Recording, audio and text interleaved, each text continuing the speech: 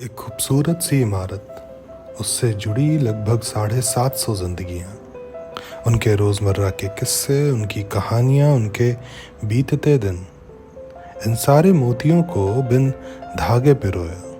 और जितनी सुंदर ये दुनिया, लगभग वैसी ही एक किताब गढ़ी, नाम रखा द ज़फ़ायर स्क्रॉल।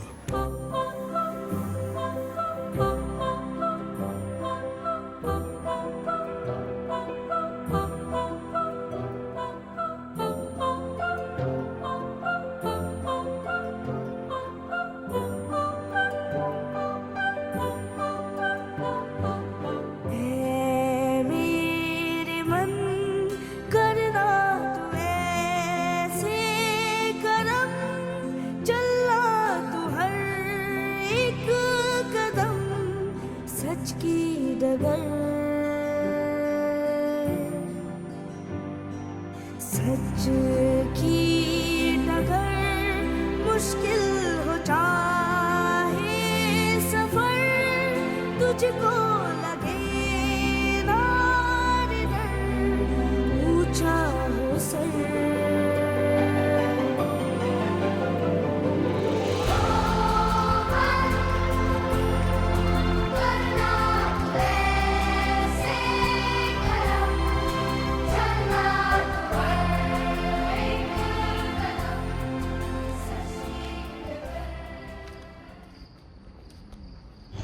क्यों वक्त लग गया? हाँ? वक्त सफ़रनामा से ज़फ़ायर तक का जो अंतराल है लगभग 2 साल का है। कोई ख़ास वजह? जब सफ़रनामा बनाई तो ऐसा लगा कि जैसे बहुत एक कोई चमत्कारी काम कर लिया। बहुत खुशी हुई इस बात की। इस बात की भी कि मेरे साथ पूरी एक टीम थी। कक्षा 10वीं के 12वीं के बच्चे थे, जो अब की पास आउट बैच है, और उनके साथ काम करना एक कलेक्टिव टीम एफर्ट था और उसमें क्रिएटिविटी बहुत ज़्यादा थी। उस बैच के जाने के बाद ऐसा लगा कि शायद फिर वैसी टीम बनना थोड़ा मुश्किल है और शायद उतनी सुंदर मैगज़ीन या न्यूज़लेटर मैं ना निकाल पाऊँ। तो अपने आप को समझाने में करीबन 1.5 साल इस बात में लग गए कि शायद किया जा सकता है दोबारा। बनी महज 2-2.5 महीने में ही है। कुछ देर पहले की बातचीत में आपने बताया कि बाकी स्कूलों की परंपरागत तरीके से बनाए न्यूज़लेटर से आप ज़फ़ायर को खासा अलग रखते हैं। इसके बारे में कुछ बताइए। जब पहला न्यूज़लेटर बनाने की बात आई तो मैंने भी पहले कुछ रेफरेंसेस लेने चाहे। सोचा कि एक बार देखा जाए कि किस पैटर्न पे किस तरीके से बनाई जाती है। देखा, काफ़ी कुछ समझ में आया, मगर हर न्यूज़लेटर में लगभग एक तरीके की मोनोटोनी दिखी। अच्छा, जब मैं बनाना चाह रहा था तो कुछ यादें सफ़रनामा की थी, तो मैं कुछ अलग ही बनाना चाहता था। न्यूज़लेटर भी हमारा अलग दिखे, कुछ ऐसा दिखे जिसका कंटेंट लोग पढ़ना चाहें, जो सिर्फ फ़ोटो भर ना दिखे कि आपने पन्ने पलटे और आपको कुछ तस्वीरें दिखी, उनके बारे में 1-2 लाइन लिखी गई और ऐसे ही आखिरी पन्ने तक आप पहुँचे और सिर्फ तस्वीरें भर आपने देखा। सिर्फ इतना मैं अपने न्यूज़लेटर में नहीं रखना चाह रहा था।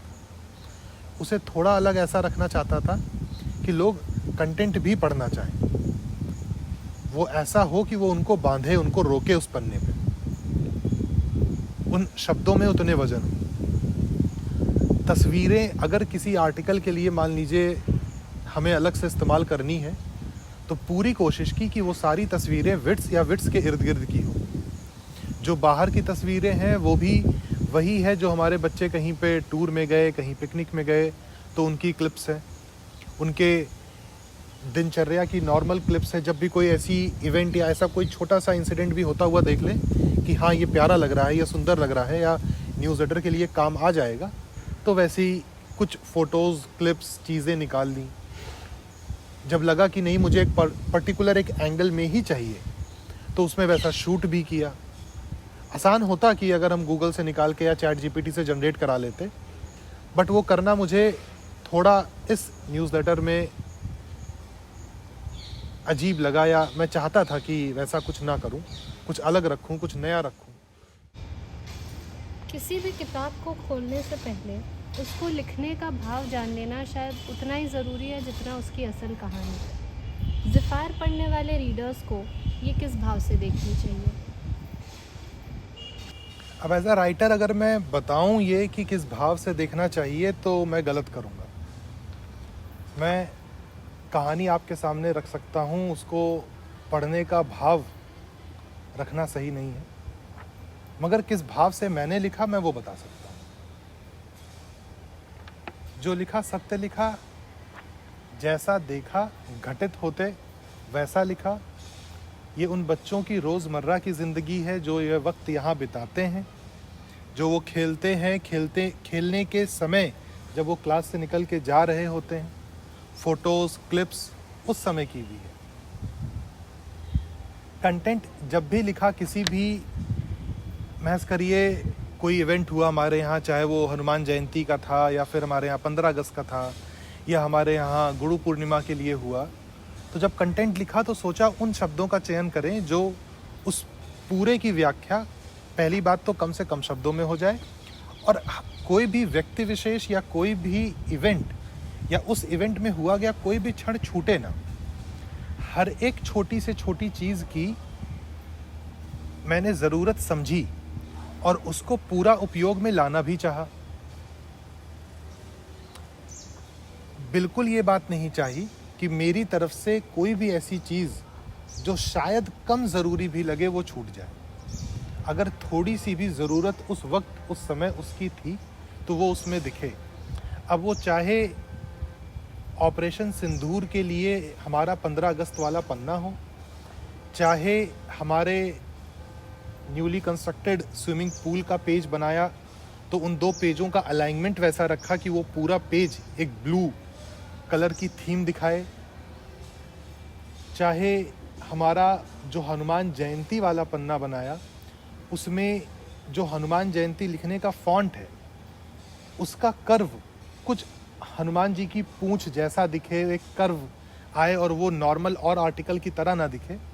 तो इन छोटी छोटी बातों का भी बेहद ध्यान रखा। और ज़फ़ायर जैसे एक द विंड फ्रॉम वेस्ट उसके बारे में बात की गई तो हर एक पेज नंबर के नीचे भी उस विंड को दिखाया, दर्शाया कि वो उसी के साथ हम भी बह रहे हैं। तो किस भाव से देखना चाहिए वो मैं नहीं बताऊंगा, मगर अगर भाव में कहीं तरलता सौम्यता हो तो मुझे बेहद खुशी हो। कैसा लगा बना के?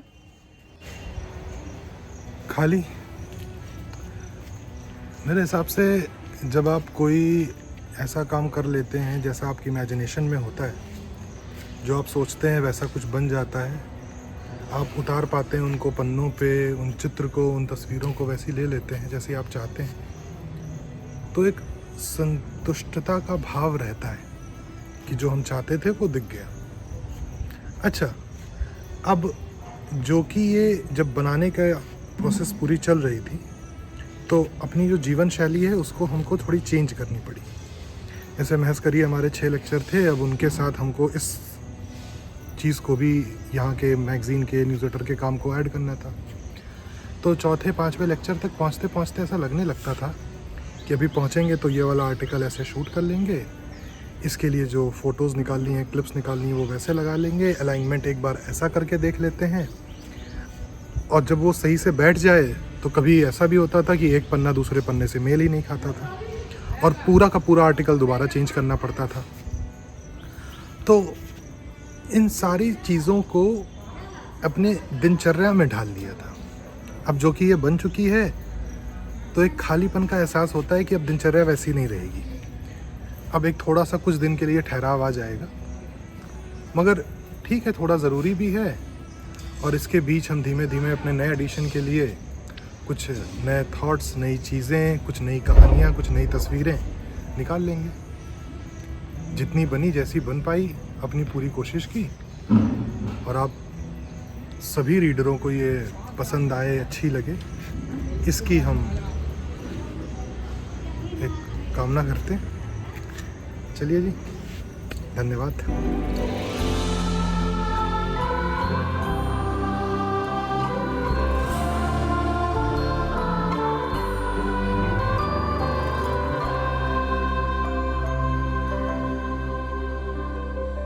मन झूठा सच्चा